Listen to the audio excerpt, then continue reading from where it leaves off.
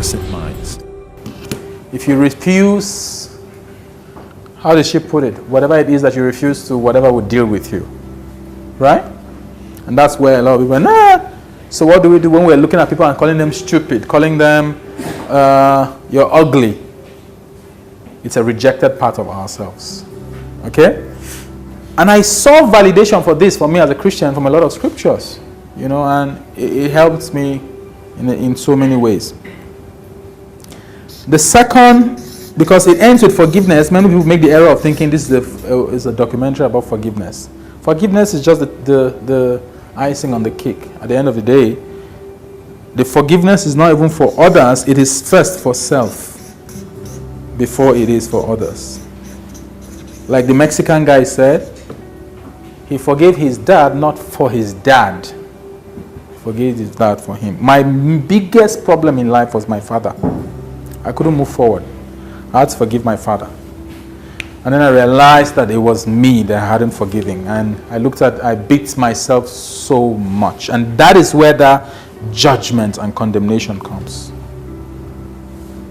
Not of others, but of self. That is disguised as you loathing who others are and what they are displaying every day in front of you at work, in relationships at home, and everywhere else. Okay? And this experience is such a privilege because we have a lot of people come in here and they come to terms with themselves. I mean, I've had my team members from Jeremiah to Walter to Suni share very personal things about themselves in meetings like this. I have never gone to any of them and said, today is the day to share your own.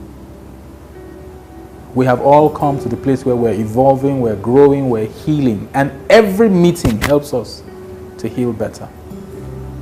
Some of them have shared having been sexually molested by a relative for years. Some of them have shared growing up with a grandmom and having some terrible, terrible impact and self-esteem. Some of them have shared, having to grow up with a mom whom I hated like hell. And today I have to, I had a lady come to this class and say, after listening to all the things you're saying and all of these things, I still hate my dad. I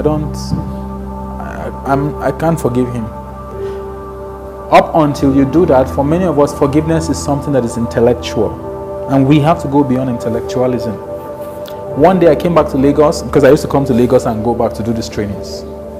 I came back from Lagos, from my trip, I came back to Lagos rather, and this lady was in another class that I was going to teach, and her name had changed. I'm like, what name is this? And she smiled, and she said, this is the name that my father gave me that I rejected because I had not forgiven him. I said, so what's going on? She said, I have forgiven him now.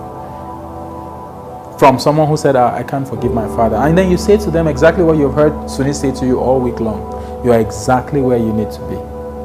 It's okay. Go on your own journey, heal at your own pace, and allow the lights to come to you the way you would understand.